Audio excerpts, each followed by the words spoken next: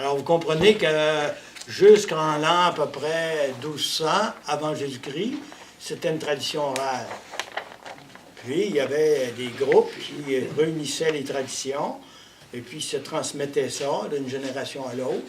Puis, à un moment donné, là, ils ont tout mis ça ensemble. Et puis, une fois qu'ils ont été en exil à Babylone, là, ils ont été là 110 ans comme prisonniers. Et puis là, ils ont gardé la parole de Dieu, puis ils l'ont travaillé, puis c'est là qu'ils ont ramassé toutes les traditions, et puis ont mis ça par écrit quand ils sont revenus dans leur pays, à Jérusalem, sous le temps d'Esdras. C'est un scribe spécialisé dans la loi. Puis ils ont fait un seul texte. Mais dans le seul texte, il y avait toutes les quatre traditions que je vous ai expliquées. Ça va jusque-là? Oui. Est-ce que vous savez chanter un peu? Savez-vous le chant « Trouver dans ma vie ta présence » ? Oui, on va chanter ça comme ouverture. On se lève debout, si vous voulez.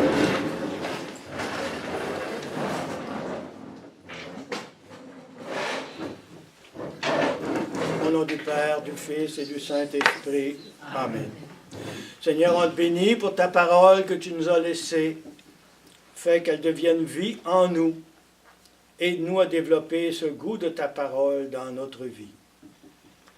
Trouver dans ma vie ta présence, tenir une lampe allumée, choisir avec la confiance, aimer et se savoir aimer. Alors Seigneur, viens bénir cette rencontre. Aide-nous à comprendre ta parole pour qu'elle devienne vie en nous. Nous te le demandons par toi, Jésus, qui vit et règne pour les siècles des siècles. Amen. Bonne soirée.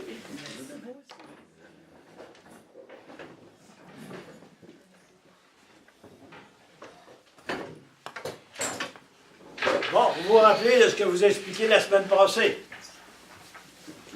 On peut diviser la Bible en deux grandes parties. La première partie, c'est le temps des promesses et des alliances. Ça va? Ancien Testament. Vous retenez ça? Le temps des promesses et des alliances. La deuxième partie, c'est le temps de l'accomplissement. C'est bien. Si vous savez ça, là, quand vous lirez la Bible, ça va vous aider à vous situer. Donc, tout l'Ancien Testament, c'est le temps des promesses de Dieu. Puis, il va se mettre à les accomplir progressivement jusqu'à la venue de Jésus. Ça va? Ça va être annoncé par les prophètes. Ils vont revenir sur l'alliance. Tous les prophètes, ils vont toujours parler de l'alliance. Ça va? Bon. Puis, le Nouveau Testament, c'est le temps de l'accomplissement. Dieu avait fait deux promesses à Abraham. Vous en souvenez-vous? Une terre et une terre et un fils. Alors Abraham a eu un fils qui s'appelait Isaac. Puis la terre, c'était la terre promise, où ils sont entrés avec Moïse, dans les années 1250 avant Jésus-Christ. Ça va? Pour vous resituer. Vous savez, quand vous allez aller un peu dans l'Ancien Testament, c'est important au moins de savoir quelques noms, quelques grandes dates. Hein? Moïse, ça c'est capital. Vous avez un livre qui s'appelle, après la Genèse, qui s'appelle l'Exode. L'Exode, c'est justement la sortie des Juifs d'Égypte, où ils étaient esclaves. Ils vont s'en aller en terre promise, ça va leur prendre 40 ans, et puis ils vont rentrer dans cette terre qui est promise. Ça va? Oui. Bon. Le Nouveau Testament, le Fils, c'est Jésus, puis le nouveau peuple de Dieu, ben, c'est l'Église. Ça va? Oui. Vous voyez là les deux grandes articulations de la Bible. Si vous savez ça au départ, ça va vous permettre de vous situer. Et je vous ai expliqué une autre chose importante. Il ne faut pas confondre l'image avec le message. Hein? L'image, c'est une façon de s'exprimer pour faire comprendre aux gens qui n'étaient pas instruits dans ce temps-là, pour qu'ils comprennent le message. Donc, l'image est au service du message. Mais ce n'est pas l'image en elle-même, en autant qu'elle porte un message. On va voir ça ce soir aussi. Ça va pour ça? Jusque-là, ça va? Oui. Puis, vous ai expliqué qu'il y avait quatre traditions, hein, 4 traditions ou documents, si vous voulez, ou sources. Hein. Le mot tradition, vous pouvez mettre source. C'était des groupes qui transmettaient oralement toutes les valeurs du peuple. Puis, à un moment donné, ils ont mis ça par écrit. Puis, à un moment donné, un auteur a pris ça, puis il a fait un seul livre, si vous voulez. Mais dans ce temps-là, ce n'était pas des livres, c'était des rouleaux. Hein? Je vous l'ai montré la semaine passée. Hein? Donc, ça veut dire qu'il y avait 46 rouleaux dans l'Ancien Testament, parce qu'il y a 46 livres, puis il y en a 27 dans le Nouveau. Ça fait 73, hein? 73 livres. La Bible, 73 livres. Donc, c'est comme une bibliothèque. Hein? Si vous avez dans votre bibliothèque, vous avez différents livres. Hein? Mettons que vous en avez une centaine. Hein? Alors là, eux autres, c'est quasiment une bibliothèque, juste la Bible. Hein? Parce que ça vous donne l'histoire du peuple de Dieu à partir d'Abraham. Vous savez la date d'Abraham, 1950 avant Jésus-Christ. Abraham, l'histoire commence là. Ce qu'on lit maintenant, ce n'est pas le début de l'histoire du salut, parce que ça a été écrit après. Mais il relate les choses qui ont été faites avant. Ça va? C'est un peu mêlant, mais il faut se situer quand même, oui. Vous parlez de l'Alliance tantôt. Oui. C'est quoi qu'on a entendu, l'arc d'Alliance? C'est quoi ça? L'arc d'Alliance, je pourrais vous l'expliquer un petit peu brièvement, là, mais c'est que le peuple, avec Moïse, Dieu a donné ses commandements à Moïse, puis le peuple a accepté dans la foi ce que Dieu leur proposait, puis ça a été mis sur des tables de pierre, les 10 commandements. Hein? Puis là, le peuple là, a fait alliance avec Dieu par l'intermédiaire de Moïse. Hein? C'est là qu'ils ont ont fait un sacrifice avec du sang, puis ils ont mis du sang sur l'autel, puis une partie du sang était aussi sur le peuple. Ça voulait dire qu'ils s'engageaient à respecter le contrat qu'ils avaient fait envers Dieu, et puis s'ils ne le respectaient pas, ben, ils répandaient le sang. Hein, à ce temps-là, c'était une manière de faire des contrats dans ce temps-là. On ne fait pas ça aujourd'hui, mais dans ce temps-là, on faisait des contrats comme ça. Mais je l'expliquerai davantage si j'allais un peu plus loin dans la Bible, avec Moïse. C'est avec Moïse surtout qu'on voit ça. Ça va? Bon. Alors donc, 4 traditions ou 4 sources qui sont à l'origine de notre Bible, de l'Ancien Testament. On ne parle pas du Nouveau, là. On parle de l'Ancien. Hein? La première source, c'est la source Yahviste, la plus vieille, où on nomme Dieu Yahvé. Ça va? C'est la plus vieille. La deuxième, c'est on nomme Dieu Elohim. On le nomme au pluriel. Hein? Elohim, c'est pluriel. On nomme Dieu, quand on écrit, on l'appelle Elohim. Ça va? Troisième tradition, c'est sacerdotale. Celle qu'on a vue avec le texte la semaine passée. Ça va? Premier texte, c'est un texte sacerdotal. Oui? Ah, j'allais dire, la troisième, la quatrième, c'était sacerdotal. La troisième, c'était Deutéronome. On peut les inverser. Ah, ok, on peut les inverser, ça n'a pas de conséquences. Ça n'a pas de conséquences dans les années. Quand dans un texte, là, à un moment donné, on tombe sur Yahvé, sur Deutéronome. Deutéronome, vous savez, c'est juste un livre. Mais il a influencé les autres livres. Les autres parties du livre. Vous croyez que c'était selon les années? Non, c'est pas selon les années. Okay. Parce que le premier texte qu'on a lu, c'était le plus récent. Dans les années 500 avant Jésus-Christ. Tandis que le texte que nous allons voir ce soir, c'est 950 avant Jésus-Christ. Ça va? Deutéronome, c'est plus tard aussi, c'est vers 750 à peu près. Moi, je sais ça, là, mais vous n'avez pas besoin de savoir tout ça. Là, hein? Mais il faut se situer à un moment donné pour se retrouver un petit peu dans les affaires. Ça va jusque-là? Oui. Donc, vous avez 4 sources qui ont servi pour l'écriture de la Bible de l'Ancien Testament, qui ont été transmises par les Juifs. Oui, il m'en manque un, c'est Yahvé. Elohim. Oui. Sacerdotal. Sacerdotal, Deutéronomie. Ah. Deutéronome. Ça a été écrit après les autres. Ça a été écrit après. Ça va? Il n'y a pas d'autres peuples que les Juifs qui l'ont transmis. Pardon? Il n'y a pas d'autres peuples que le peuple juif qui l'ont transmis. Non, c'est ça, c'est vraiment les Juifs qui sont transmis ça de génération en génération. Nous autres, on le sait aujourd'hui, mais dans ce temps-là, là, c'était juste les Juifs qui vivaient ça. Parce que c'était même un problème, parce que quand Jésus est arrivé, les Juifs pensaient qu'il venait pour sauver juste les Juifs. Hein? C'était un problème. À ce moment-là, il n'était pas ouvert à l'universel comme ça. Un petit peu, mais pas beaucoup. Il pensait qu'il allait bouter les Romains dehors, qui étaient ceux qui dominaient dans le pays dans ce temps-là. Hein? Dans les années où Jésus est arrivé, c'est les Romains qui possédaient toute la Terre Sainte. Toute la Méditerranée, ça appartenait à l'Empire romain. C'était quelque chose, hein? Le latin, ce qui vient. C'était le latin et le grec dans le temps. La langue du commerce, c'était le grec. Oui, Et le latin. Le grec, puis l'hébreu, puis... L'hébreu, ça, c'était la langue des Juifs, mais qui a évolué, puis qui s'est appelée, au temps de Jésus, l'araméen. Oui, puis ça, ouais. L'araméen. Alors, la Bible a été écrite en hébreu. Puis il y a des parties qui ont été écrites en grec. Quelques parties. Et surtout en hébreu. Latin et grec, c'est la même chose, d'abord. Non, c'est deux langues différentes. Le grec, ça vient de la Grèce. Oui, Les philosophes grecs. Mais comme l'Empire romain a pris tous les pays, à ce moment-là, petit à petit, le latin s'est mis en route tranquillement. ça en a des Romains. Ouais. Mais le grec a resté là longtemps quand même. C'était la langue du commerce. Ça va? Là, on se situe en même temps là, dans les, je dirais, les civilisations du temps. Hein? Bon. Alors, on avance tranquillement. Alors, je vous ai dit que le premier texte qu'on a lu la dernière fois, il se situait ici, entre 500 et 400. Les Juifs étaient revenus d'exil. Et puis là, ils ont décidé de mettre par écrit toute leur tradition. C'est le texte qu'on a lu sur la création.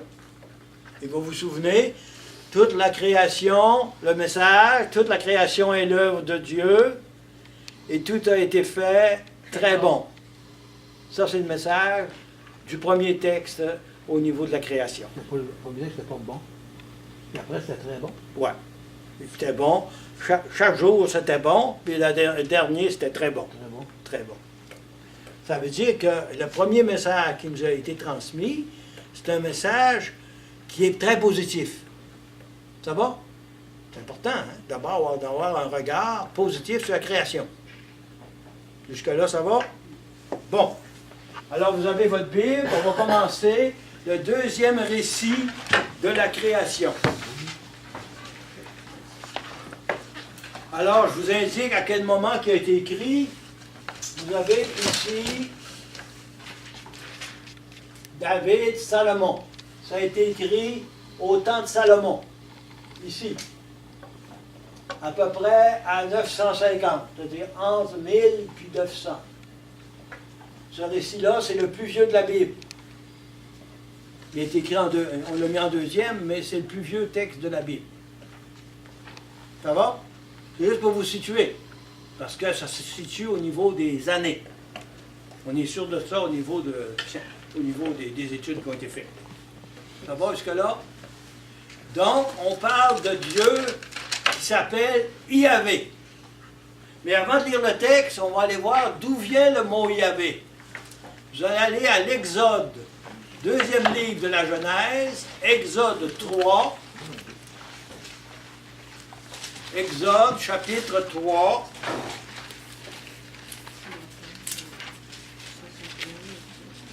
Après la Genèse, c'est l'Exode.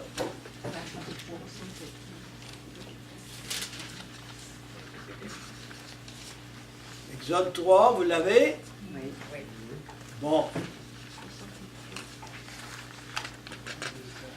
Exode 3, je vais vous l'expliquer un petit peu en mes mots, puis après ça, on ira lire un extrait.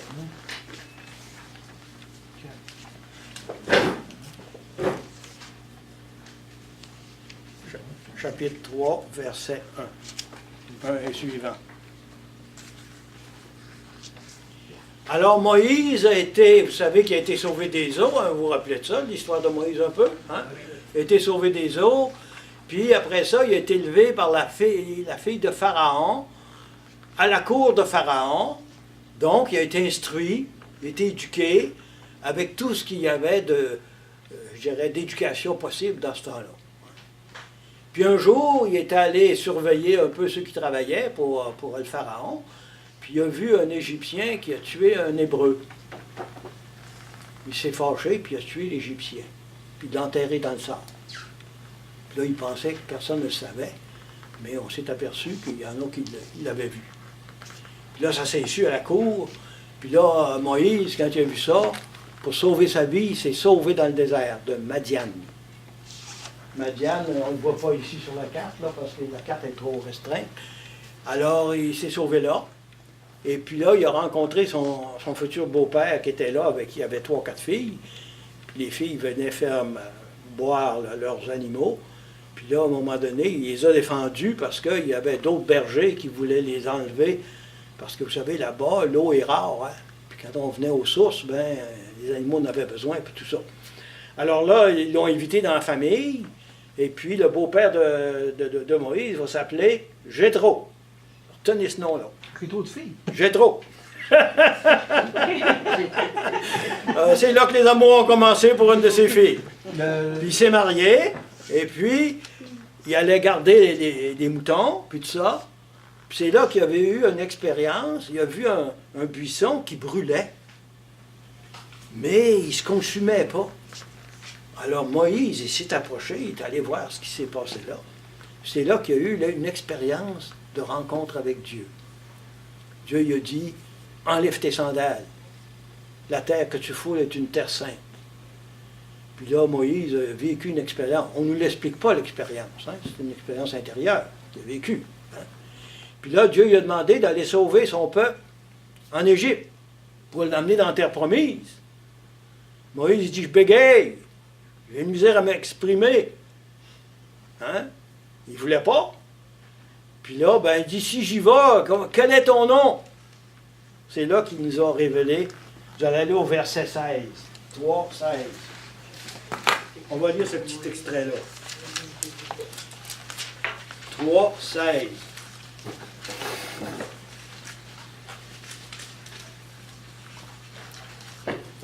C'est 13 plutôt, excusez-moi. 13.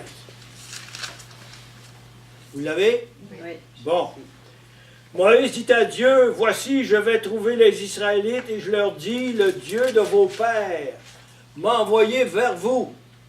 Mais s'ils me disent quel est son nom, que leur dirai-je? Dieu dit à Moïse, je suis celui qui suis, ou celui qui est. Et ça, comment que ça se dit en hébreu? Yahvé. Je suis, ça veut dire Yahvé. Retenez ça. Hein, le mot je suis. Ça veut dire Yahvé en hébreu. Dieu a révélé son nom comme je suis. Il y en a qui le traduisent je suis qui je suis. Ou je suis, voyez-vous, ici il dit je suis celui qui est. Avez-vous d'autres traductions? Je suis qui je serai. Voilà, c'est bien aussi. Donc c'est le verbe être. Ça veut dire Yahvé. Ça veut dire Dieu. C'est pour ça que cette tradition-là, là, qu'on va commencer à lire ce soir, c'est attribué à cette tradition yahviste, qui a été écrite en 930 avant Jésus-Christ. Ça va? Le verbe être. Vous savez, définir Dieu, c'est difficile. Très difficile. Hein? Alors imaginez, hein, c'est le verbe être.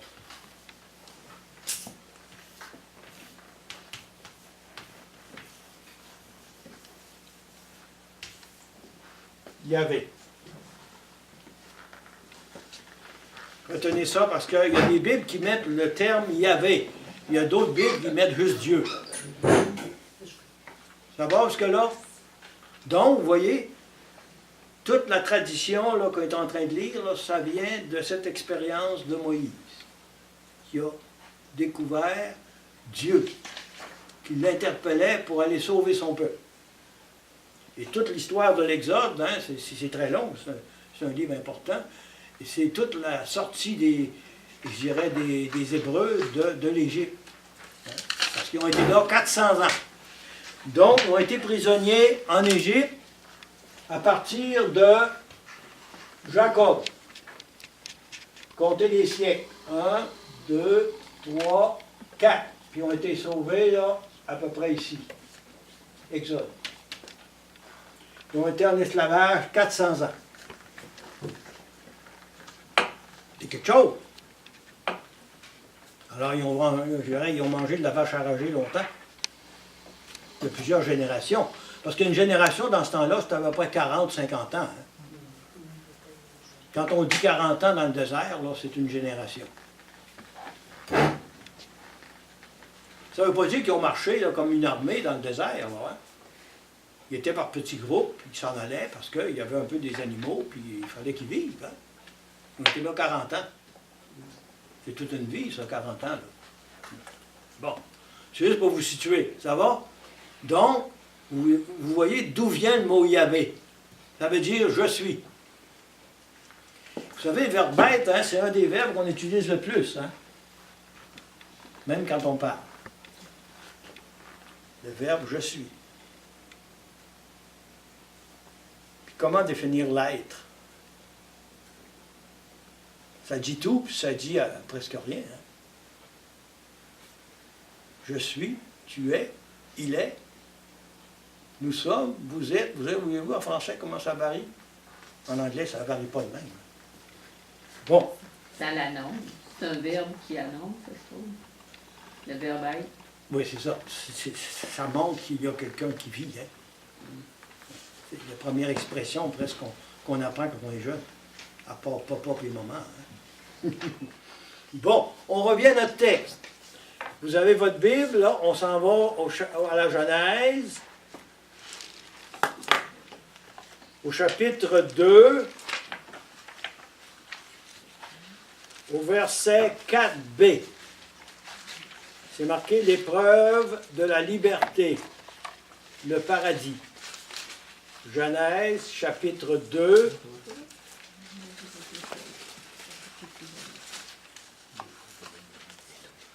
Chapitre 2, verset 4b. On peut lire la finale qu'on a lue la semaine passée. Là. Ainsi furent achevés le ciel et la terre avec toute leur armée. Dieu conclut au 7e jour l'ouvrage qu'il avait fait. Et au 7e jour, il chôma après tout l'ouvrage qu'il avait fait. Dieu bénit le 7e jour et le sanctifia, car il avait chômé après tout son ouvrage de création. Telle fut l'histoire du ciel et de la terre quand ils furent créés. Ça va jusque-là? Bon. Là, on s'en va à 4b. Je lis ça tranquillement, puis je ferai un petit commentaire, puis après ça, on regardera nos feuilles. Au temps où Yahvé, Dieu, fit la terre et le ciel, il n'y avait pas encore d'arbustes des champs sur la terre, et aucune herbe des champs n'avait encore poussé, car Yahvé Dieu n'avait pas fait pleuvoir sur la terre, et il n'y avait pas d'homme pour cultiver le sol. Alors, vous voyez ici, au début de ce chapitre, nous redisons des choses qui ont été dites dans la création, hein, dans les 7 jours de la création. Ça va? C'est dit autrement. Parce que c'est une tradition plus vieille, ici. Plus vieille que l'autre qu'on a lue. On continue. Toutefois, un flot montait de terre et arrosait toute la surface du sol. Alors, il y avait Dieu modela l'homme avec la glaise du sol. Il insuffla dans ses narines une haleine de vie, et l'homme devint un être vivant. Remarquez ça ici. Il y avait Dieu modela l'homme avec la glaise du sol. Le mot Adam, ça veut dire terreux, fait de terre. Ça va? Retenez ça. Adam, ça veut dire terre. Dit qu'il a été fait de terre. Puis Dieu a insufflé un souffle dans ses narines. Quand on parlera de l'Esprit Saint dans le Nouveau Testament, on parlera du souffle de Dieu. Le souffle, c'est spiritus. C'est esprit.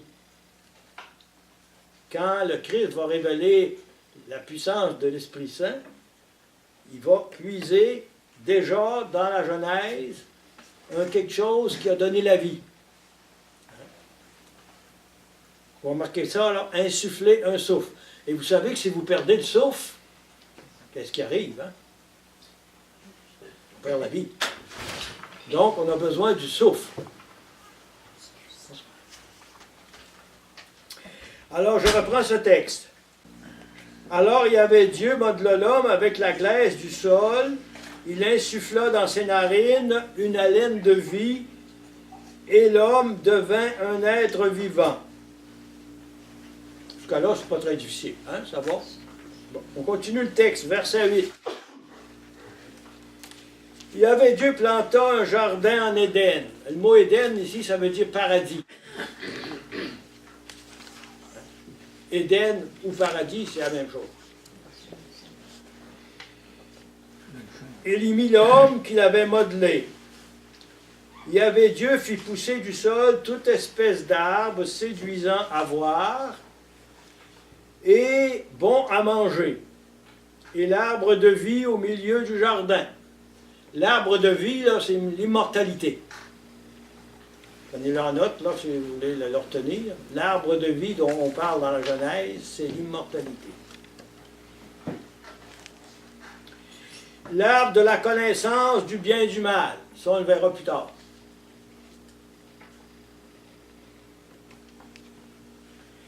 Un fleuve sortait d'Éden pour arroser le jardin, et de là, il se divisait pour former 4 bras. Remarquez que pour l'écrivain sacré qui vivait dans un pays où il n'y avait presque pas d'eau, en Palestine, vous savez, puis en Israël, il n'y a pas beaucoup d'eau. Hein. Alors, quand il y a de l'eau, c'est pour eux autres le paradis. Alors là, il met 4 fleuves, imaginez. Puis dans les 4 fleuves, il y en a juste 2 qu'on connaît. Les autres, on ne les connaît pas. C'est peut-être des bras du fleuve qui ont été détournés, parce que ça a été écrit, ça, dans la période où ils se trouvaient, où ils ont été en exil à Babylone. Alors, le premier s'appelle Pison. On ne connaît pas où c'est. Il contourne tout le pays de Havila, où il y a l'or. L'or de ce pays est pur, et là se trouve le bdellium, c'est une pierre précieuse, et la pierre de cornaline. Le deuxième fleuve s'appelle le Gion. Il contourne tout le pays de Couche. Le troisième fleuve s'appelle le Tigre. Lui existe, le Tigre. Vous avez assez entendu parler de l'Irak, hein? Ça, c'est la région de l'Irak dont on parle ici. Là. Le Tigre. Il coule à l'orient d'Assour. Le quatrième fleuve, c'est l'Euphrate. Hein? Le Tigre et l'Euphrate, c'est 2 fleuves qu'on connaît. Il y avait Dieu pris l'homme et l'établit dans le jardin d'Éden pour le cultiver et le garder. Et il y avait Dieu fit à l'homme ce commandement. Tu peux manger de tous les arbres du jardin, mais de l'arbre de la connaissance du bien et du mal, tu ne mangeras pas, car le jour où tu en mangeras, tu deviendras passible de mort.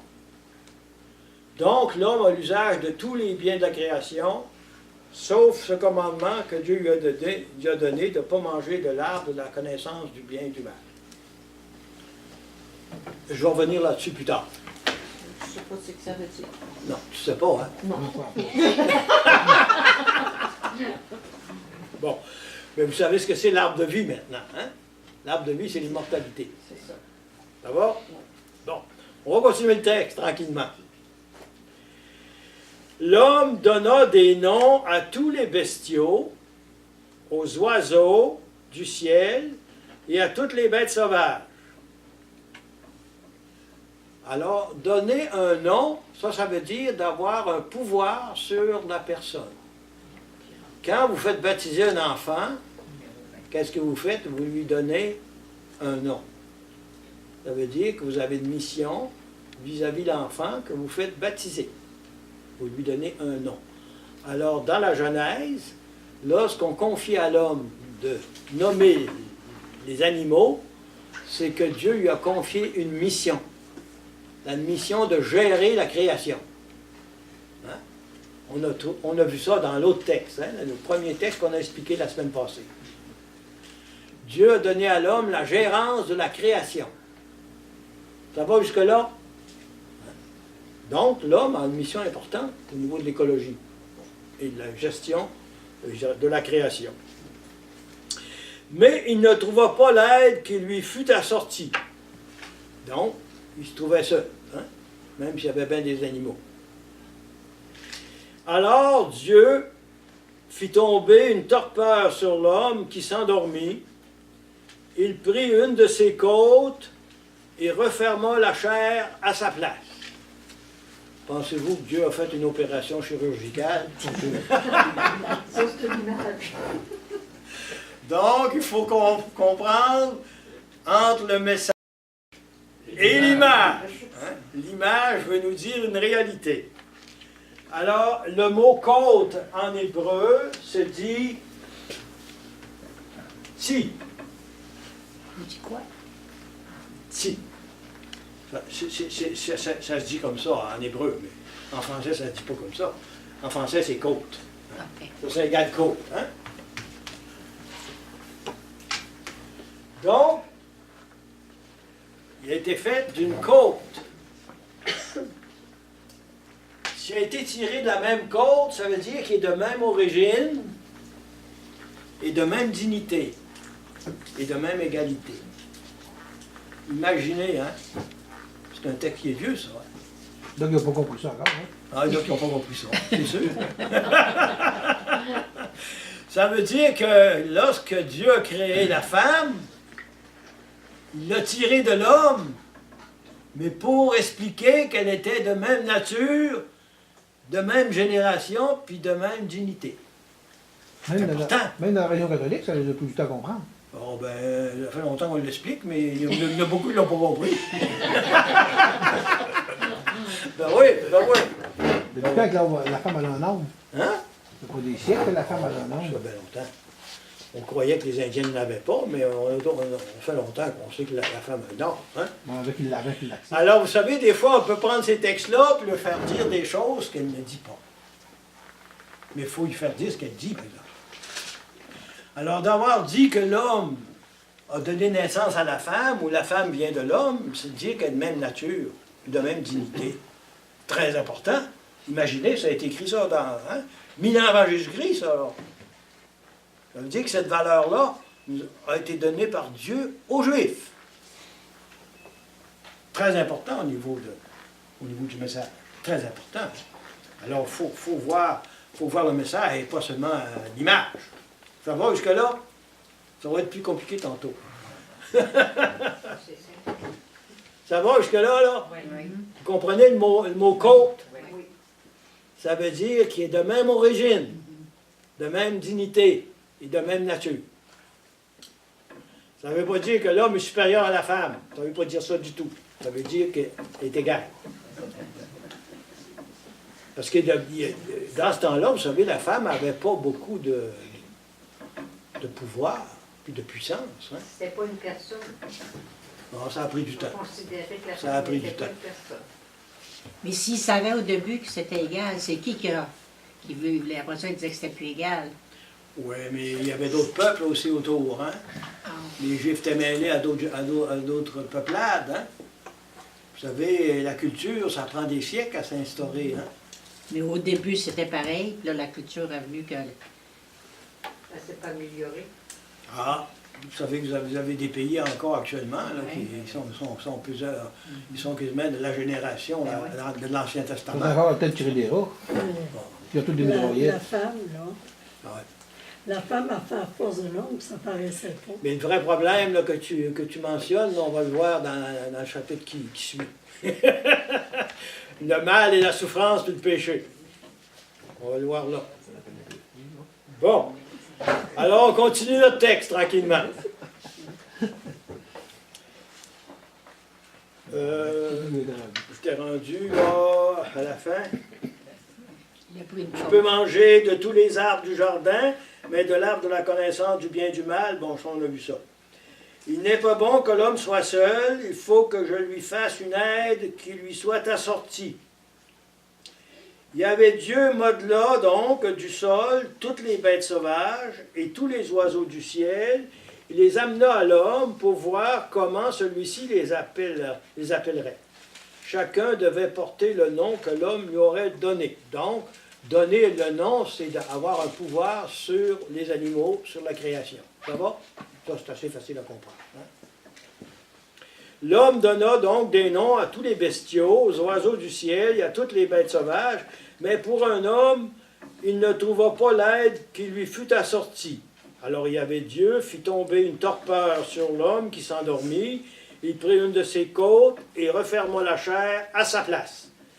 Puis de la côte qu'il avait tirée de l'homme, il y avait Dieu façonna une femme et il l'appela, il l'amena à l'homme. Écoutez bien ce qu'ils ont dit après. Ça, c'est bien important. Alors, celui-ci s'écria, pour le coup, c'est l'os de mes os.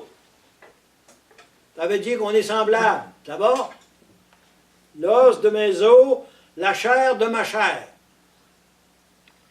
De même origine, de même dignité, de même nature. Celle-ci sera appelée femme. Ici, il y a un jeu de mots en hébreu qu'on ne peut pas faire en français. Je vais vous l'expliquer quand même. En hébreu, le mot homme s'écrit I-S-H. Ça va? Ish. Puis quand on parle de la femme, on ajoute sha. Isha. Alors, il y a un jeu de mots entre l'homme et la femme. En anglais, on l'a. Man, woman. Hein? Et en français, on ne l'a pas. Et en hébreu, il y a un jeu de mots qui dit qu'elle vient de l'homme parce que la bête, c'est la même origine. Puis quand c'est la femme, on ajoute sha à ish. Isha. C'est pas difficile à comprendre. Hein? C'est le féminin de ish. Mais en français, ça existe. C'est homme puis femme. Le jeu de mots n'existe pas. C'est pas la même racine en français. C'est quasiment traduit en japonais, geisha. Oui, c'est bon. C'est n'importe quoi. Ouais. Donc, vous voyez ici donc l'expression celui-ci. Hein? Alors, celui-ci s'écria, pour le coup, c'est l'os de mes os, la chair de ma chair. Et celle-ci sera appelée femme, car elle fut tirée de l'homme, celle-ci, de la même racine. C'est pourquoi l'homme quitte son père et sa mère, et s'attache à sa femme, et deviennent une seule chair. Hein? Et vous savez que saint Matthieu reprend ce texte-là lorsque Jésus parle du mariage dans le Nouveau Testament. Il réfère à ce texte de la Genèse. Le mot chair, ici, ça veut dire qu'il y a la communion du cœur, de l'esprit et du corps. Hein? Le mot chair, c'est ça que ça veut dire. Hein? Commune union entre les deux. C'est ça le but du mariage, d'arriver en communion avec l'autre. C'est pas toujours facile, mais c'est ça le but du mariage. Le but du mariage, c'est de reconnaître la différence de l'autre, qui est une richesse. C'est pas toujours facile de le reconnaître. Hein? Mais la différence devient une richesse. C'est comme ça que la Genèse nous le donne. Alors, c'est pourquoi l'homme quitte son père et sa mère et s'attache à sa femme, ils deviennent une seule chair. Or, tous deux étaient nus, l'homme et sa femme, et ils n'avaient pas honte l'un devant l'autre, parce qu'ils étaient en communion avec l'autre. Le mot nu, ça veut dire fragile. Dans la Bible, quand on écrit ça, là, ça veut dire fragilité.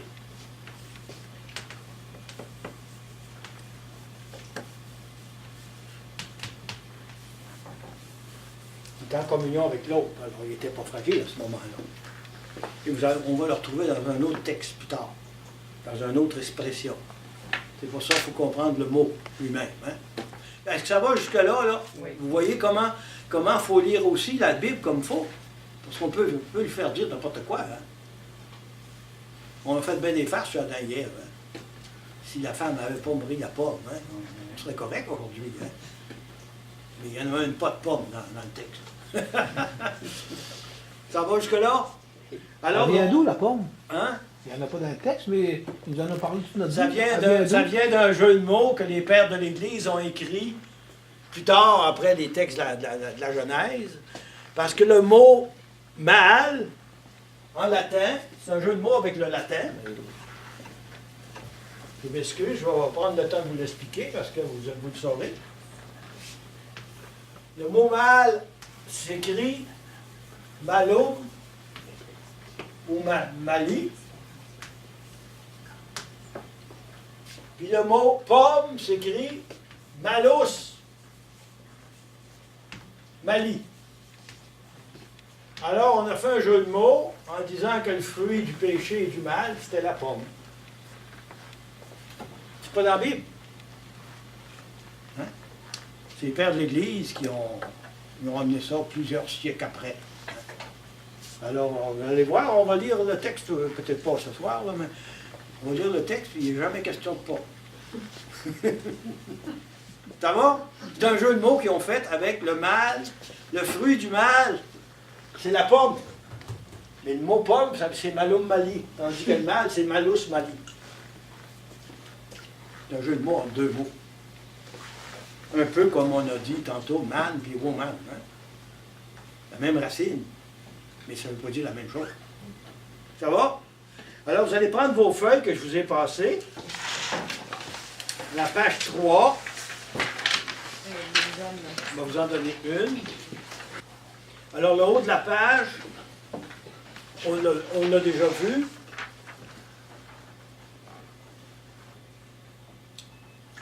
Alors, deuxième récit de la création, on en a lu une partie, on continuera après. Je vous lis ceci. Vous serez comme des dieux, nous dit la Genèse 3:5. Qu'est-ce que ça veut dire, ça? On est fait à l'image de Dieu. C'est ça. C'est que, voyez-vous, le texte qui explique ça, là, dans ce texte de la Genèse, là, c'est se substituer à Dieu pour décider du bien et du mal. Ça, c'est le vocabulaire de la théologie biblique qui nous dit ça. L'œuvre, l'idée essentielle, l'œuvre de Dieu si belle a été abîmée par la faute de l'homme. C'est ainsi que s'explique la présence du mal parmi nous. Je reprends ça. D'où vient le mal? Pourquoi il y a tant de souffrance dans le monde? Des gens qui meurent de faim. Des gens qui s'entretuent. Hein, il y en a encore hein, en Syrie actuellement, en Irak, en Afghanistan. Il y a des pays d'Afrique qui se battent actuellement, au Centrafrique. L'œuvre de Dieu si belle a été abîmée par la faute de l'homme. C'est ainsi que s'explique la présence du mal parmi nous. Dieu interviendra dans sa création pour la réparer. Voilà l'objet de toute la Bible. Donc, les récits qu'on voit actuellement, c'est comme une introduction à toute la Bible. On situe un petit peu, je dirais, les éléments où l'écrivain sacré a réfléchi pour essayer de trouver le sens de l'histoire que Dieu fait avec l'homme. C'est un rôle difficile, hein? Très difficile. Donc, le deuxième récit a été écrit vers 950 avant Jésus-Christ, un peu après Salomon. Je vous l'ai montré tout à l'heure, c'est bon que vous le situez de nouveau. Alors, Salomon est arrivé ici, Saül, David, Salomon est ici, autour de l'an 1000, entre 950 et l'an 1000. À peu près.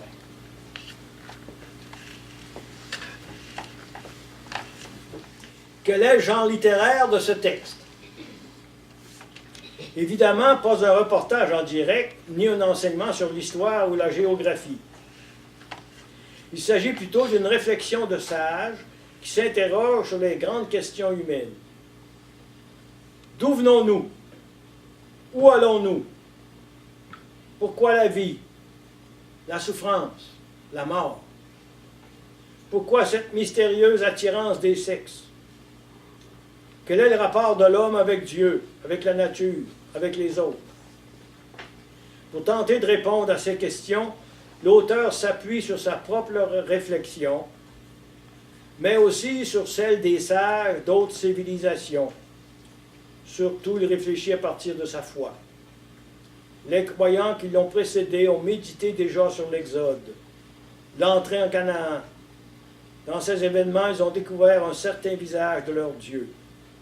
C'est surtout à partir de ce qu'il connaît ainsi de son Dieu que l'auteur essaie de répondre. Adam et Ève.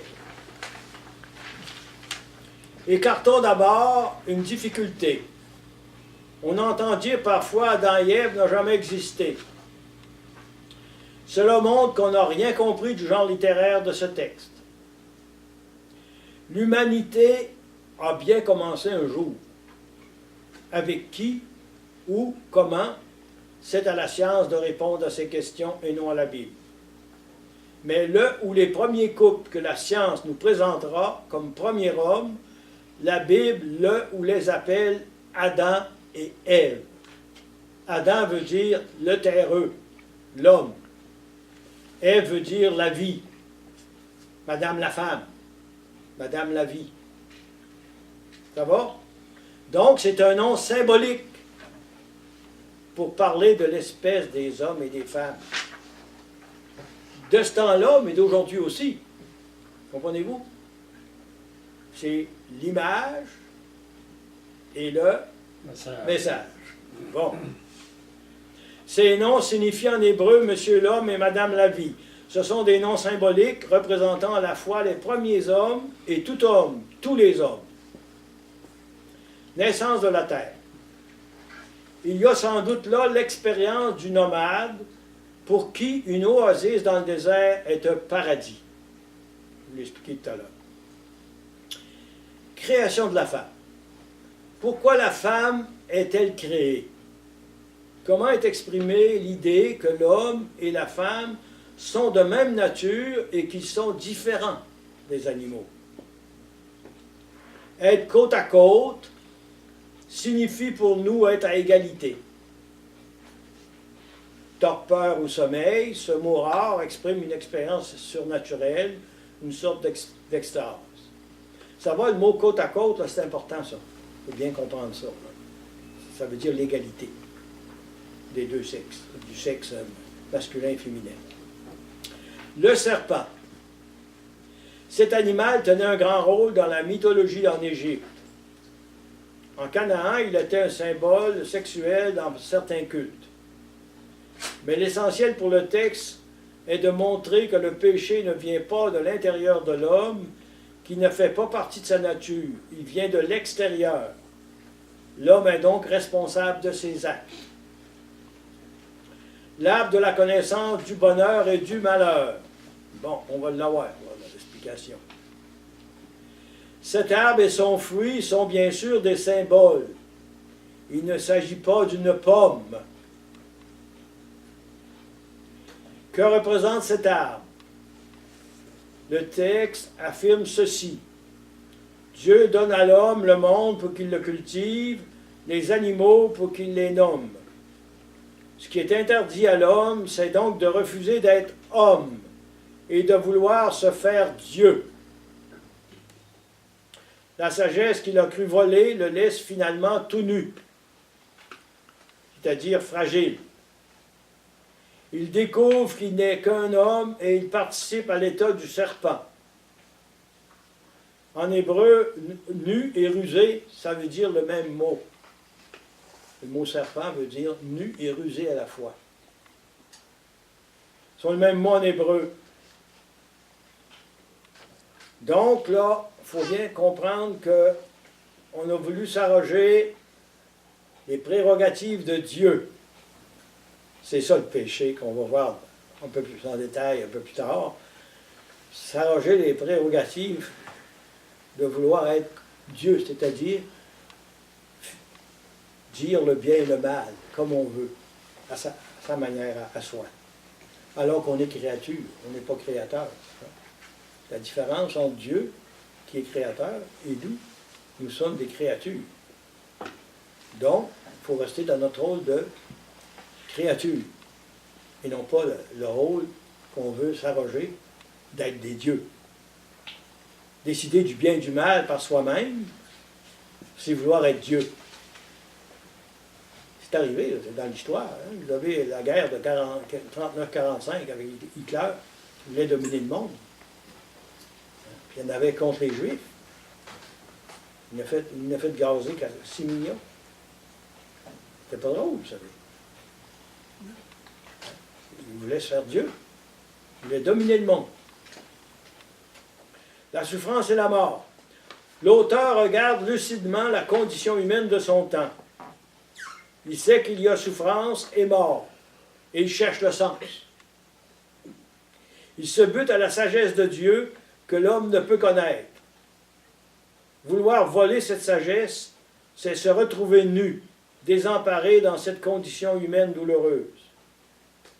Il découvre donc un lien entre la souffrance et le péché. Avant le péché, Adam souffrait et serait mort. Mais il aurait vécu dans cette condition, dans la confiance en Dieu, sans angoisse. Le paradis, une tâche à faire. L'auteur veut exprimer deux choses difficiles à exprimer et à tenir en même temps. La première, il la tient de sa foi. Dieu a créé l'homme pour qu'il soit heureux et libre. Dieu n'a pas créé le péché et le mal. La seconde, il sait d'expérience, tout homme est pécheur, tout homme veut se faire Dieu, et cela depuis toujours. L'auteur nous dit, le paradis n'est pas derrière nous comme un beau rêve perdu, il est devant nous et c'est une tâche à faire. Comprenez-vous, il ne faut pas regarder en arrière, mais en avant.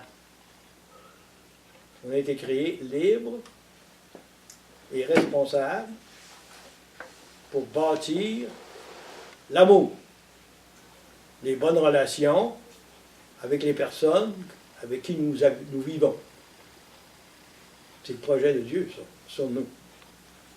Et comme on est pécheur, on ne réussit pas toujours à 100%. Oui. La nature, vous savez, on est mortel, hein? On est fragile. Hein? Le texte nous le dit, hein? On est fragile.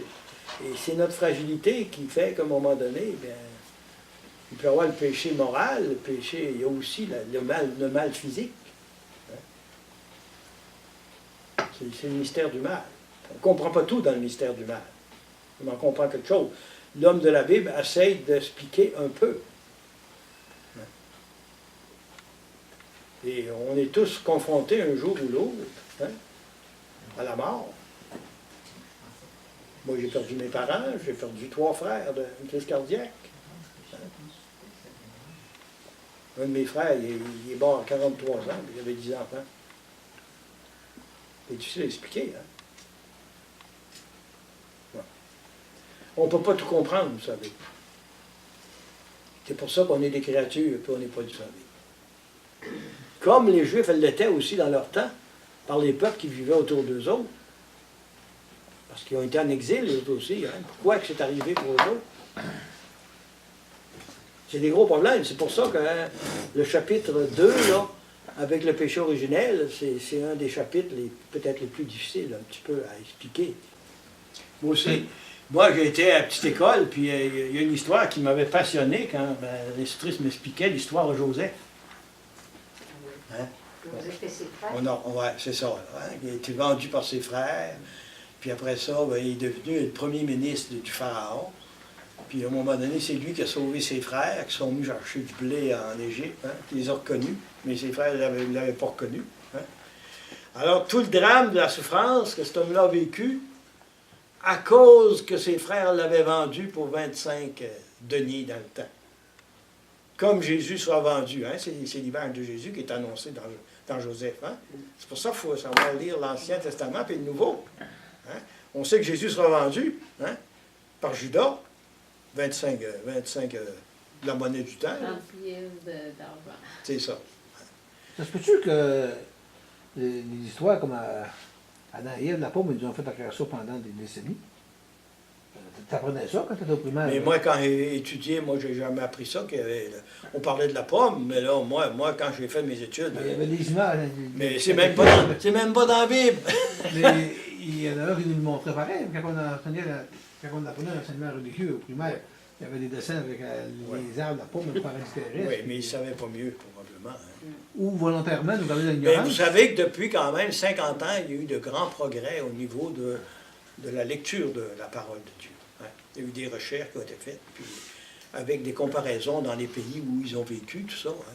Vous savez, il y a quand même une évolution au niveau de la culture. Ils peuvent-ils nous avoir enseigné ça de même pour nous garder dans l'ignorance? Non, je pense qu'il Non. était Non. ignorant. Non, ils ne savaient pas. Moi, mon père avait une 4e année. Ma mère était à l'école un petit peu plus. Là. Puis moi, j'ai commencé mon cours classique. Là, puis, vous savez, j'étais en 2e année de mon cours classique. Puis j'ai décidé que je lirais la Bible. Je me suis acheté une Bible. Ça m'a pris 2 ans de passer d'un travers à l'autre. De la première page à la dernière. Je peux vous dire que je n'ai pas compris grand-chose. Il y a des bouts que je trouvais plates. Hein? Parce que j'avais personne pour me guider. La Bible, c'est une forêt. Si vous avez personne, si vous n'avez pas un GPS pour vous conduire, ben vous pouvez perdre le nord. C'est ça, la Bible, c'est ça. Ou prendre trop à la lettre. C'est ça. Qu'est-ce qu'on dit? La grande difficulté, c'est que les gens, ils prennent ça comme de l'argent comptant, alors que c'est un genre littéraire qui est utilisé pour faire comprendre un message. Puis dans le genre littéraire, il y a une vérité à rattacher à un genre littéraire, mais il faut être capable de l'interpréter. Si on l'interprète de travers, à ce moment-là, on peut faire une erreur. Allez-vous nous parler plus tard de Joseph, de l'histoire qu'elle en parle? Ben là, je ne suis pas rendu là. Non, mais plus tard. Plus tard, peut-être. Oui. Peut-être. Là, Faudrait ça, moi. dans une 2e série, c'est très, très beau l'histoire de Joseph. C'est magnifique. Magnifique. Parce que dans mon éducation à moi, Joseph, on l'a perdu de vue, là. Ouais. Parce que l'histoire du salut commence avec Abraham. Mais là, on voit un texte qui fait une introduction de toute la Bible. Sur la création, sur le péché, puis après ça, on commence l'histoire du salut. C'est pour ça qu'on l'a mis là. C'est comme une introduction à toute l'histoire du salut, où Dieu vient pour sauver son peuple. Je ne sais pas si vous saisissez là un petit peu. Hein? J'aurais pu commencer avec l'histoire d'Abraham, mais je voulais vous présenter les 11 premiers chapitres, parce que c'est les chapitres les plus difficiles dans la Bible. Difficile parce que c'est loin de nous. C'est loin au niveau de la culture, c'est loin au niveau de la langue, c'est loin au niveau, je dirais, des années. Hein, c'est 2000 ans avant Jésus-Christ que ça commence. Ça va jusque-là? Mais la création, on suppose qu'elle a commencé. La création, on parle de la dernière. là. Mais ils disent que les C'est scientifiques vont nous plus que le dire. 2000 ans avant ça. Là.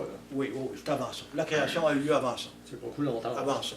Ça, c'est un regard du juif là, qui explique le sens de la création.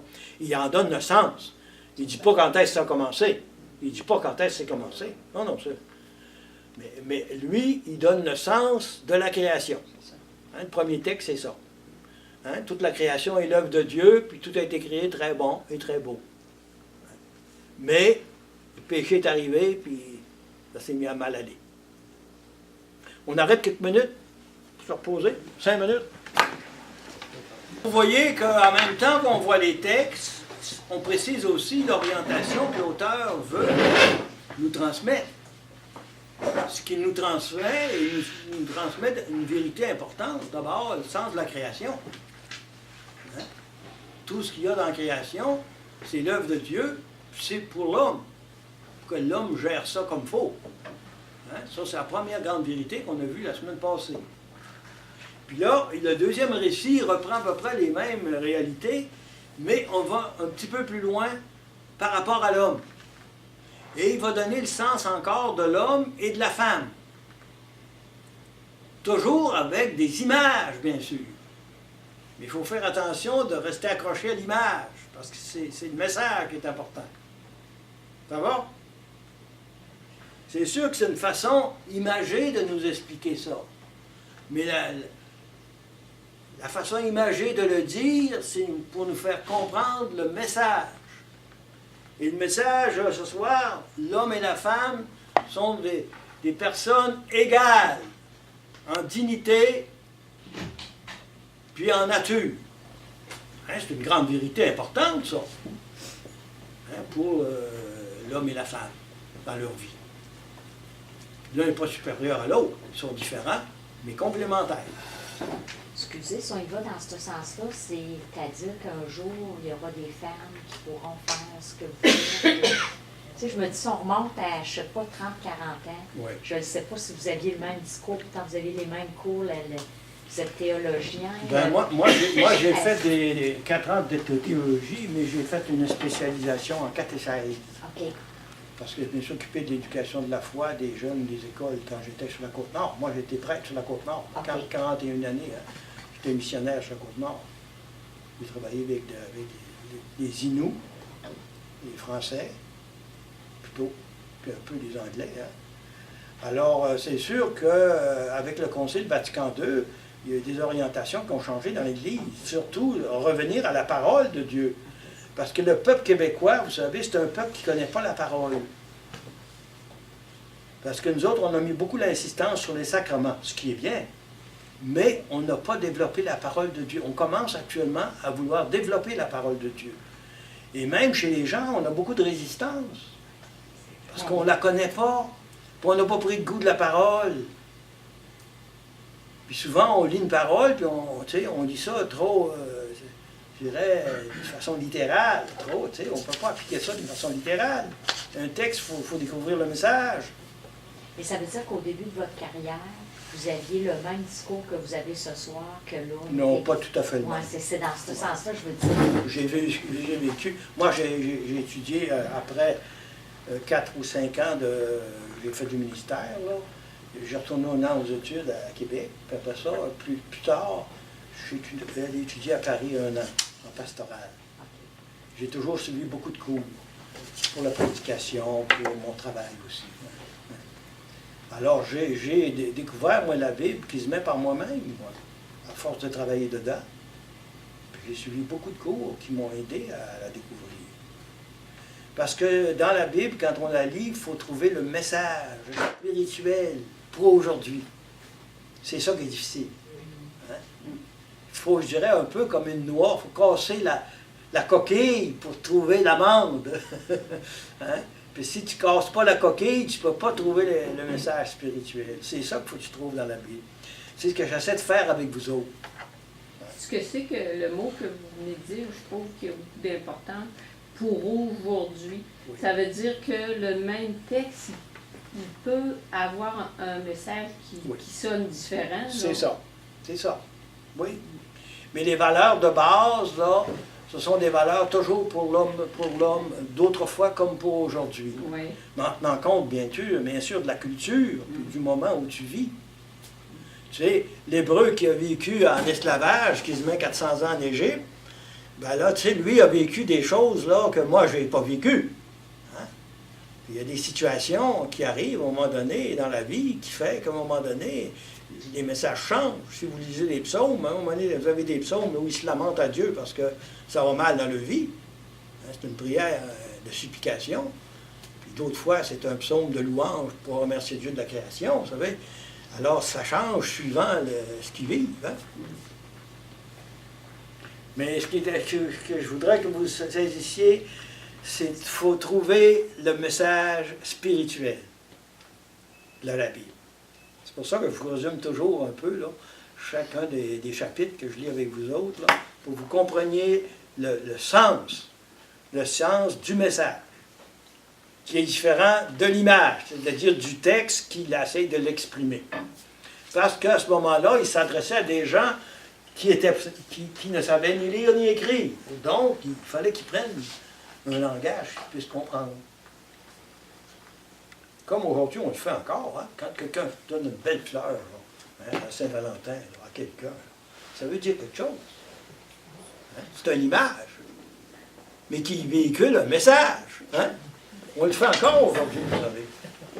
On n'est pas différent de ces hommes-là. Hein? Ça va, ce que là? Bon. Là, on va commencer à entrer dans l'autre chapitre qui est un peu plus difficile, hein, le chapitre du péché originel. Vous allez voir, là, si vous voyez le mot pomme, vous me le direz. Hein? On lit le texte, on ne verra pas de pomme. Alors, chapitre 3 de la Genèse. On va le lire tranquillement, et puis je m'arrêterai pour vous donner quelques explications. Je pense que on l'a lu un petit peu, là. Ça nous a donné un petit peu un avant-goût, là, ce qu'on a vu ensemble. Le serpent était le plus rusé de tous les animaux des champs que Yahvé avait fait. Il dit à la femme, « Alors Dieu a dit, vous ne mangerez pas de tous les arbres du jardin. » La femme répondit au serpent, « Nous pouvons manger du fruit des arbres du jardin. Mais du fruit de l'arbre qui est au milieu du jardin, Dieu a dit, vous n'en mangerez pas. Vous n'y toucherez pas sous peine de mort. » Le serpent répliqua à la femme, « Pas du tout. Vous ne mourrez pas. Mais Dieu sait que le jour où vous en mangerez, vos yeux s'ouvriront et vous serez comme des dieux. »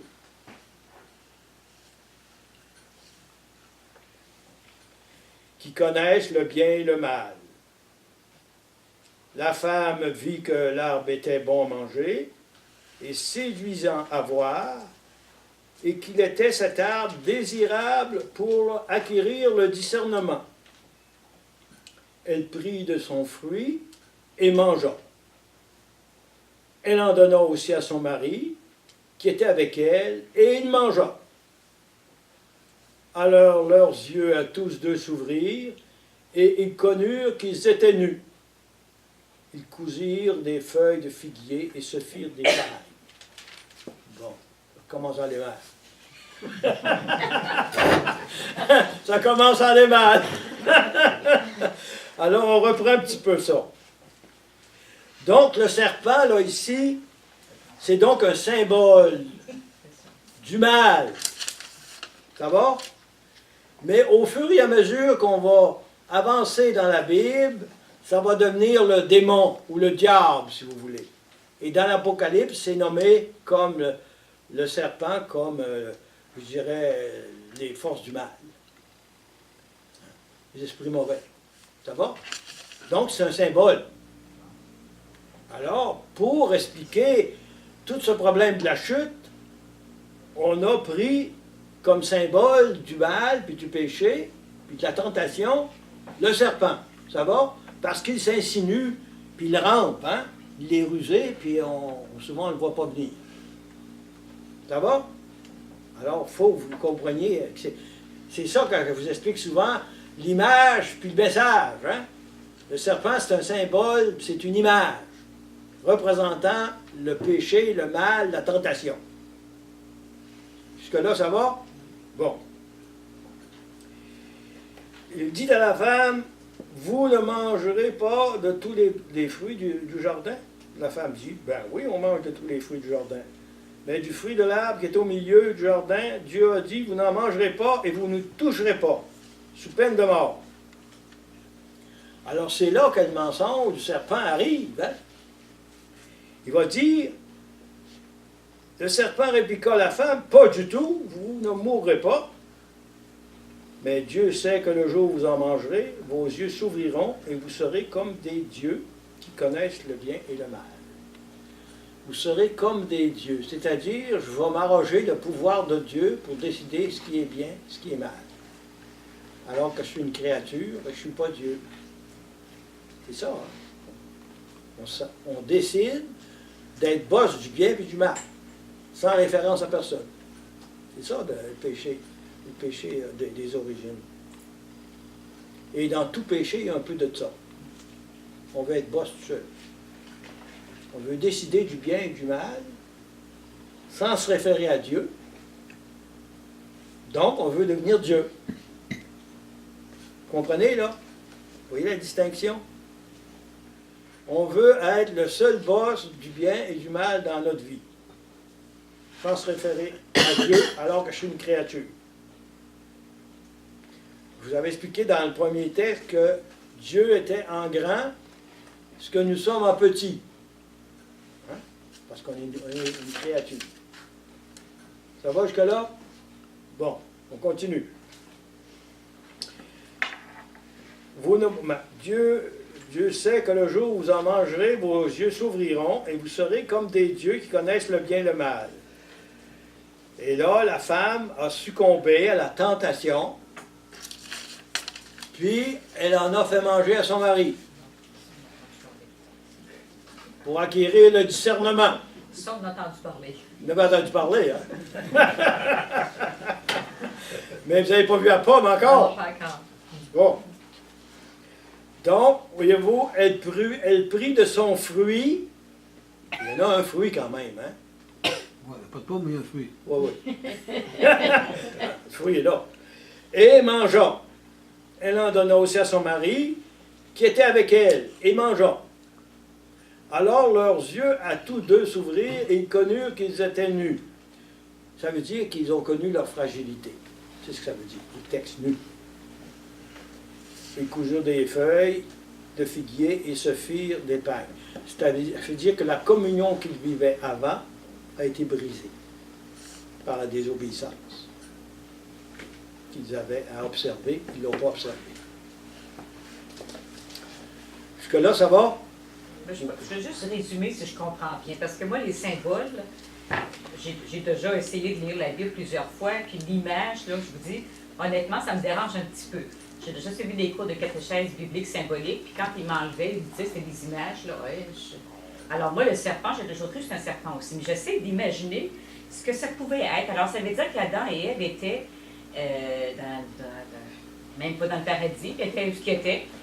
Et puis, à un moment donné, ils ont comme voulu être plus fins. J'essaie de comprendre un petit peu, là. Être voulu... décider lui-même du bien et du mal, autres. sans référence à Dieu. Okay. Être boss du bien et du mal. OK. Comme l'homme essaie de le faire aujourd'hui. Encore Hein. Vous savez qu'on veut tuer la vie à l'origine actuellement. Hein. Oui, c'est ça. Puis on veut la tuer bien vite là, à la fin. Hein. C'est-à-dire qu'on s'arroge un pouvoir qu'on n'a pas. C'est-à-dire que si je veux me l'imaginer pour le comprendre, alors ils sont là, puis eux autres, tout d'un coup, ils veulent devenir plus fins, ils veulent décider. Alors, il n'y a pas de serpent, il n'y a rien là-dedans. C'est dans leur tête que ça se passe, c'est dans leur vie que ça se passe. C'est ça. Ouais, comme je l'ai dit, le serpent, là, c'est un symbole du mal, Oui. puis de la tentation. Hein. L'auteur, là, il veut expliquer ça, je dirais, à son peuple, hein, par la parole, puis il prend ces images-là pour que les gens comprennent. Parce que c'est pas un peuple de gens instruits. C'est des gens qui vivent de la nature, puis avec des troupeaux, puis tout ça. Alors là, il prend un langage pour être compris. Mais avec le temps, on sait que ce symbole-là qui est pris va devenir la référence à l'esprit mauvais, qui est dans le monde, puis qui agit, puis qui continue de tenter. C'est ce qu'on appelait le diable quand on était là. C'est ça. C'est ça. T'es encore là, lui? Oui. Puis dans l'Apocalypse, on le nomme aussi. Hein, dans l'Apocalypse. Puis dans l'Évangile aussi, hein, on les a, les forces du mal. Hein. Jésus, à un moment donné, qui libère les gens, là, ils sont poignés avec les forces du mal. C'est toujours le fameux serpent, mais qui s'est précisé peut-être plus. Là. Ça va jusque-là? Oui. Donc, il y a comme, l'auteur veut nous expliquer qu'il y a comme une brisure qui s'est faite dans l'homme puis dans la femme. Hein? Lorsqu'ils ont voulu être comme Dieu. Comprenez-vous?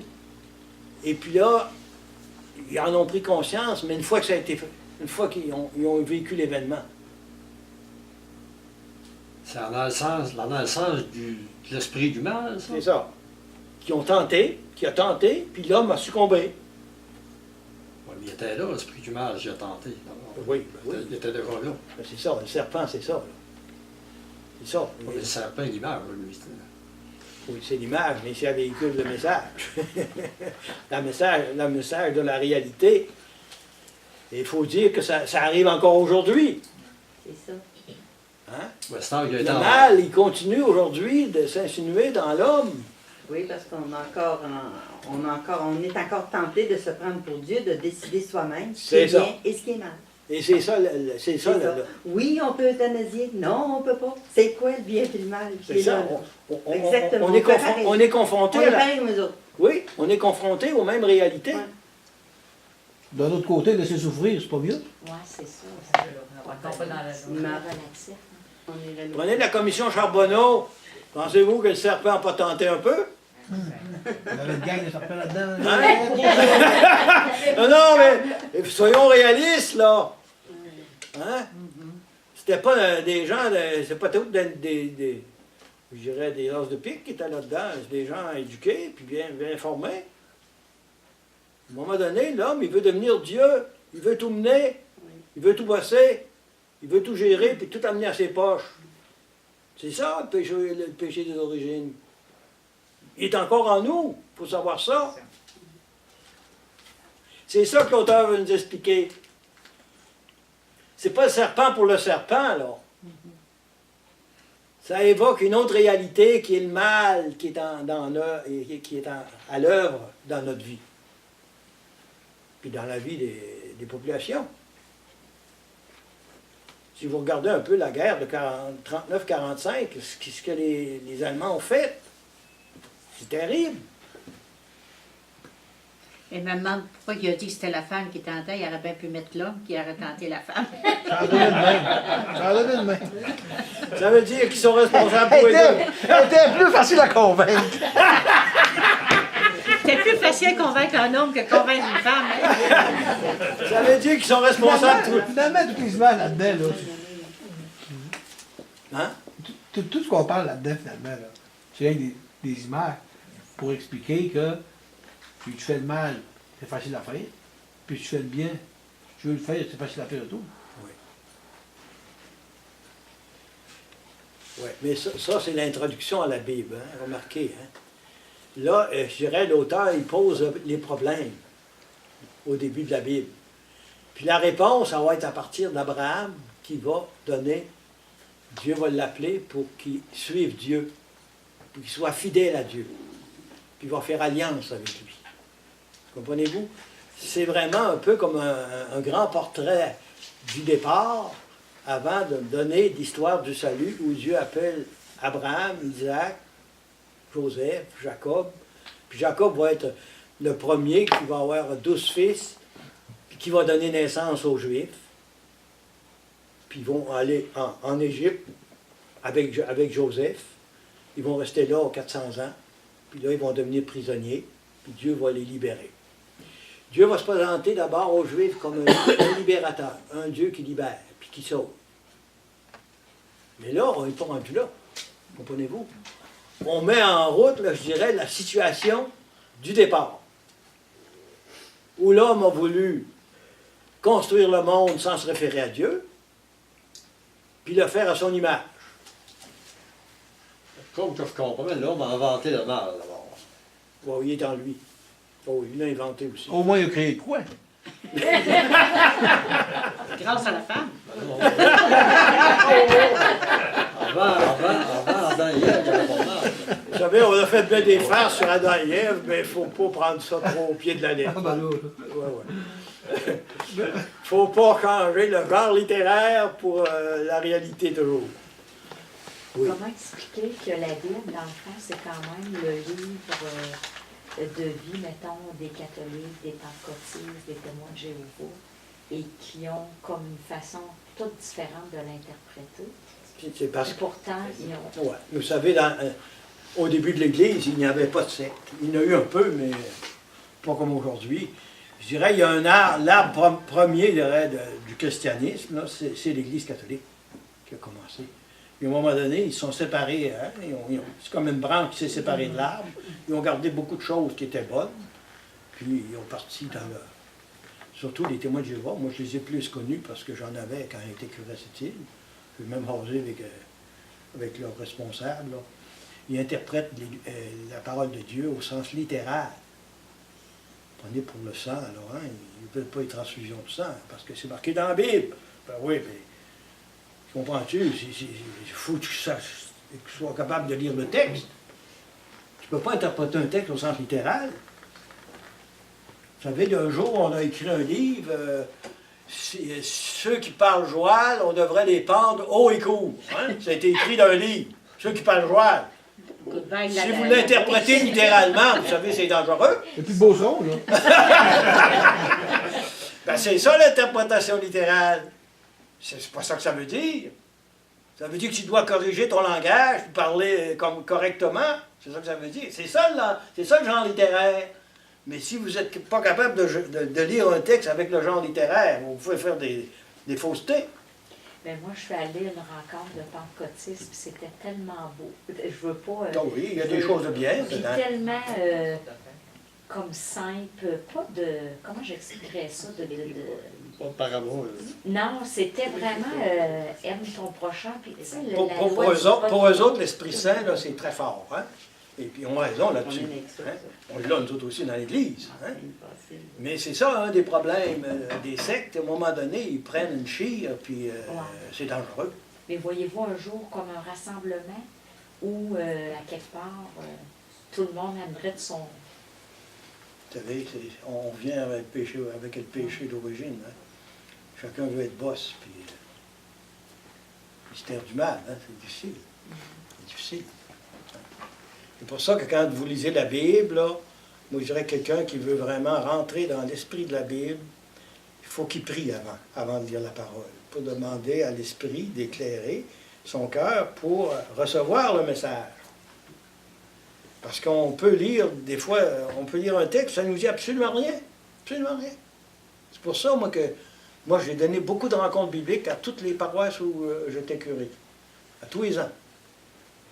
Puis j'ai des gens qui ont cheminé beaucoup dans la parole de Dieu. Puis il y en a qui sont devenus diacres, il y en a d'autres qui sont devenus prêtres, il y en a qui sont devenus des apôtres dans leur paroisse. Mais il faut connaître la parole.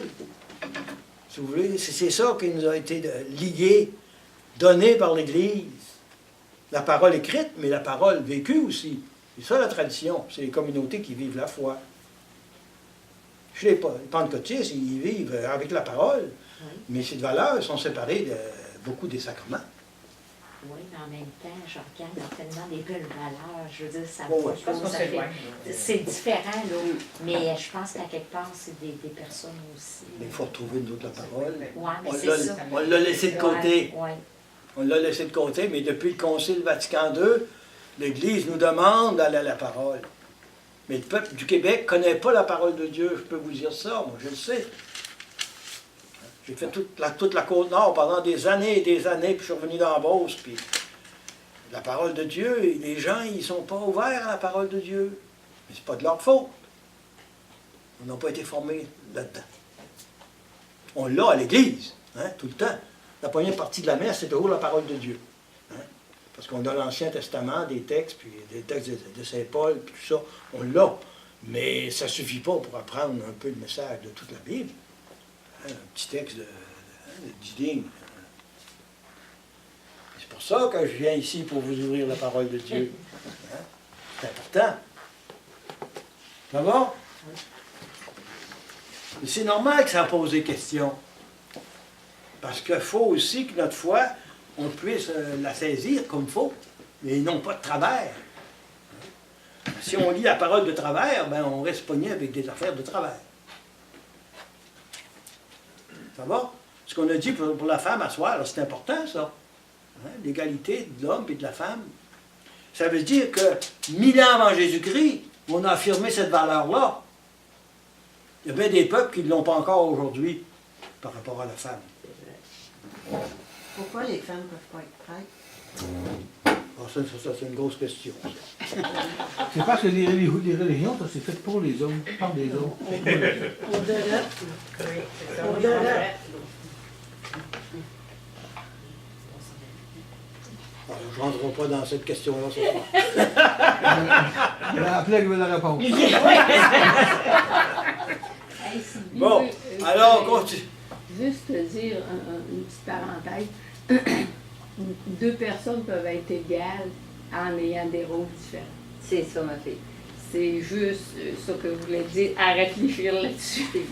Je me suis déjà fait dire ça, puis j'ai trouvé que ça avait bien de bon sens. Ça veut pas dire très égal.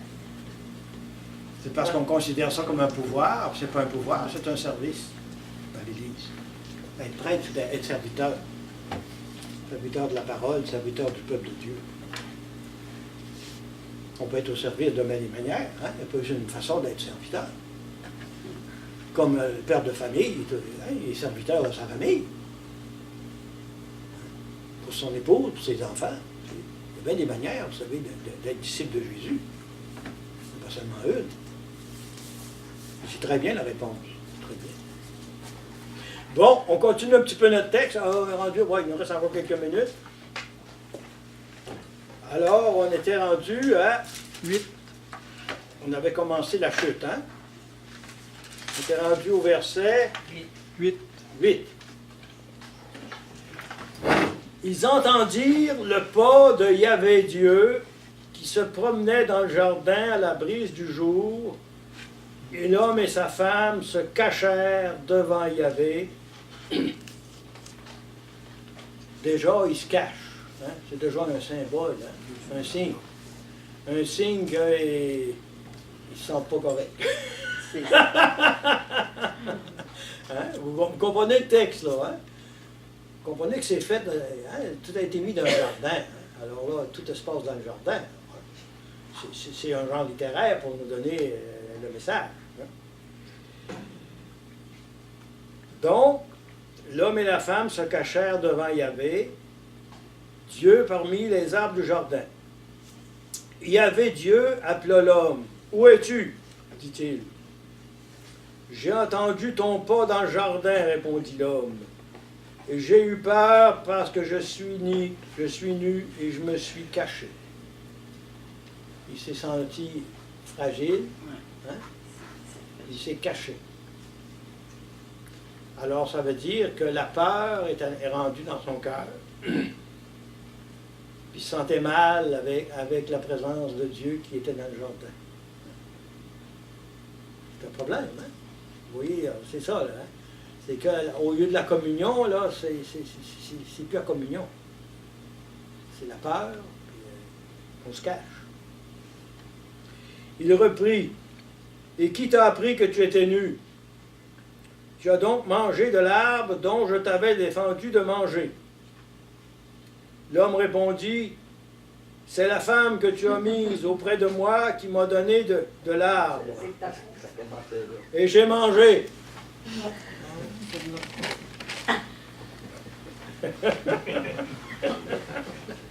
N'en prie plus de souper. S'il vous plaît, pas trop de commentaires. On revient sérieux.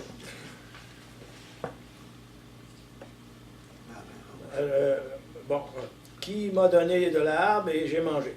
Yahvé Dieu dit à la femme, « Qu'as-tu fait là? » La femme répondit, « C'est le serpent qui m'a séduite et j'ai mangé. » Alors là, tout le monde s'accuse. Hein? Alors, on accuse. Hein? Alors, on accuse Adam. Adam, c'est la femme, puis la femme, c'est le serpent. Alors là, l'harmonie est brisée. C'est ça le péché. Ça brise l'harmonie dans la personne avec les autres personnes. Vous comprenez là, ce que l'auteur veut expliquer? Quand le péché entre dans une personne, ça brise l'harmonie dans son cœur, puis ça le brise avec les autres avec qui il vit. Puis la peur arrive, et puis là, l'accusation, hein, c'est ce qui amène les guerres. Vous saisissez le message, hein? C'est finement dit, vous savez. Donc, c'est le serpent qui m'a séduit, et j'ai mangé. Alors Yahvé Dieu dit au serpent, « Parce que tu as fait cela, maudit sois-tu entre les bestiaux et toutes les bêtes sauvages. Tu marcheras sur ton ventre et tu mangeras de la terre tous les jours de ta vie. » Ici, là, je voudrais que vous preniez bien conscience de ce qu'on va lire. C'est bien important. Au verset 15. « Je mettrai une hostilité entre toi et la femme, donc entre le serpent et la femme, entre ton lignage et le sien, il t'écrasera la tête. C'est gros. La tête, c'est la tête du serpent. Là. Et tu l'atteindras au talon. Alors les pères de l'Église ont vu là l'annonce de la venue de Jésus. Le descendant de Ève, un jour, hein, un descendant de Ève, il t'écrasera la tête du serpent, et tu l'atteindras au talon. Parce que le serpent continuera de tenter quand même tout le temps. Hein? C'est un texte important, ça. Ici, j'ai une note, je vais les voir la voir. Le texte hébreu annonçant une hostilité entre la race du serpent et celle de la femme oppose donc l'homme au diable et à son engeance, et laisse entrevoir la victoire finale de l'homme. C'est une première lueur de salut. Voyez-vous? Une première lueur de salut qu'on voit là.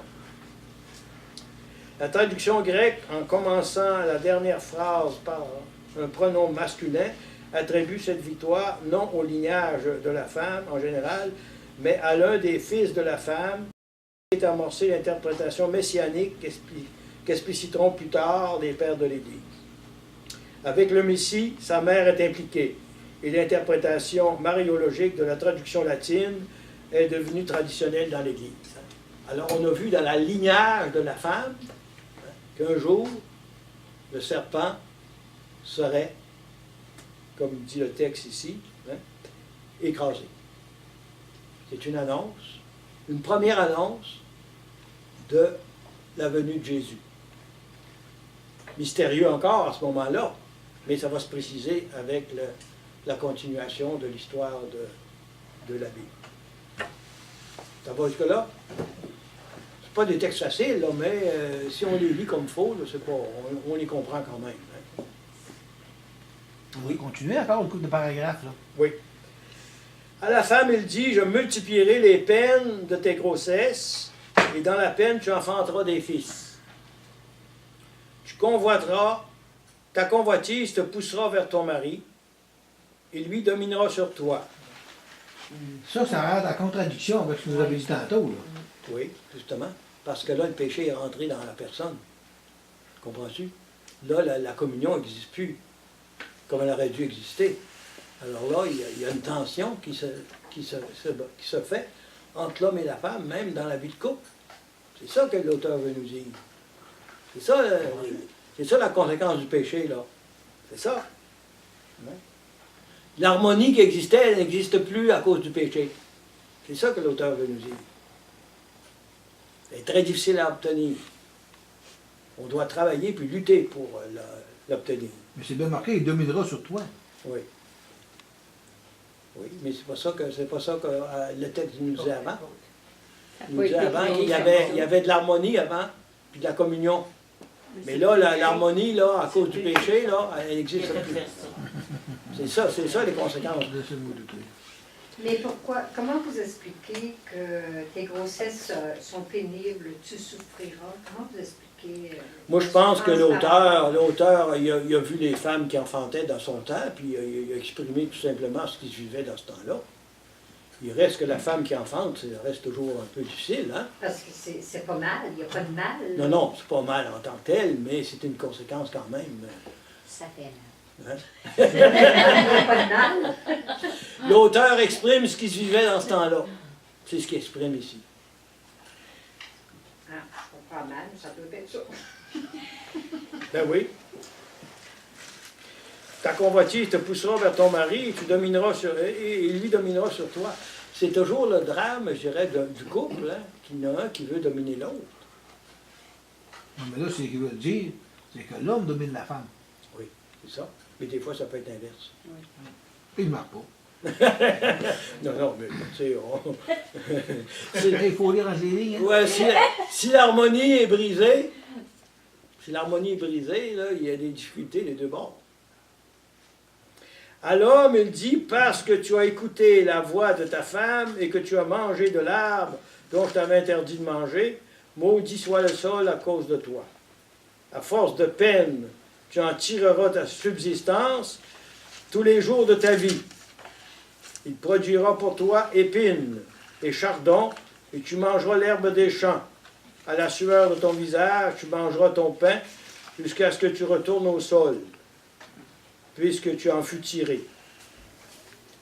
Tu es glaise, et tu retourneras la glaise. Tu es poussière, et tu retourneras en poussière. Hein? Vous savez que le mercredi des cendres, là, on met un petit peu de cendre sur le front des personnes. On dit tu es poussière, tu retourneras en poussière. C'est tiré de ce texte-là. Alors, l'auteur, il explique ce qui se passait dans son temps. L'homme travaillait pour gagner sa vie. La femme s'occupait de sa famille. Et c'est ça qu'il décrit. Et comme l'harmonie est brisée, ben là, ça commence à aller mal. C'est ça que l'auteur va nous dire. Parce que le péché est intervenu, le mal a commencé dans l'homme d'abord, chez lui, puis autour de lui. Vous saisissez le message? C'est ça. Et ici, hein, la sueur de ton visage, tu mangeras ton pain. Hein, ouais. Manger son pain à la sueur de son front. On a retenu ça. Hein. On nous disait ça dans un petit catéchisme. Hein, je me souviens de ça, moi. Et puis tu retournes, tu es poussière, tu retourneras en poussière. Hein. Parce que le mot Adam veut dire terreux, celui qui vient de la terre. Vous savez qu'un juif, pour un juif, là, il se fait mettre toujours en terre. Hein. Vous savez que dans les grandes villes européennes, actuellement, là, on ne se met pas beaucoup dans la terre, hein, parce qu'il manque de terre, il manque de place. C'est pour ça l'Église a accepté l'incinération. Autrefois, ça allait contre la reconnaissance de la résurrection de Jésus. Mais avec l'étendue des villes, l'endroit qu'ils ont besoin pour mettre les défunts, l'Église a accepté l'incinération. Mais quand ça a été défendu, c'est parce que ça contredisait la résurrection de Jésus. Alors les coutumes changent, hein, avec les siècles. Alors, on continue. L'homme appela sa femme Ève, parce qu'elle fut la mère de tous les vivants. Ève, ça veut dire la vie. Hein. Alors, retenez ça. Hein.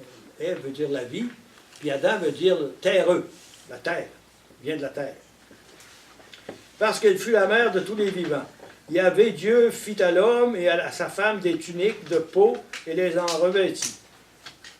Puis Yahvé Dieu dit, voilà que l'homme est devenu comme l'un de nous, pour connaître le bien et le mal, qu'il n'entende pas et qu'il n'étende pas la main, ne cueille aussi de l'arbre de vie, n'en mange pas et ne vive pas pour toujours.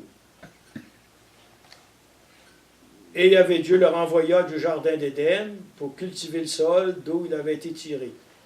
Il bannit l'homme et il posta devant le jardin d'Éden les chérubins. Chérubins, c'est des gardiens. Et la flamme du glaive figurant pour garder le chemin de l'arbre de vie. Alors vous voyez ce récit, ça nous situe sur le problème du mal puis du péché. L'auteur a vu le mal puis le péché dans son temps. Lui-même a été déporté en Mésopotamie. Dans le temps, c'était Babylone. Ils ont vécu l'exil. Puis même parmi eux autres, il y avait du mal. Puis c'était sa grande question, d'où ça vient? C'est ça qu'il veut nous expliquer. Il ne nous donne pas la cause, mais il nous explique que ça existe, puis c'est dans l'homme, à cause du mal et du péché. Déséquilibre dans la personne, déséquilibre avec les autres, de telle sorte que c'est une donnée que nous constatons, même aujourd'hui. Mais il y a une lueur d'espoir hein, dans la fin du texte, hein, parce que le lignage de la femme, un jour, va donner naissance à quelqu'un qui va venir nous sauver. C'est pas clair encore, mais ça commence. Hein, parce que c'est l'introduction générale à la Bible. Ça. Alors, j'aimerais ça que vous lisiez, pour la prochaine fois, peut-être 4 ou 5 chapitres chapitre, allez, je vous indiquerai, si vous êtes capable de lire jusqu'au chapitre 10, une fois. L'Exode, Genèse. Ouais, Genèse, à partir de 4, aller à 10. De lire au moins une fois.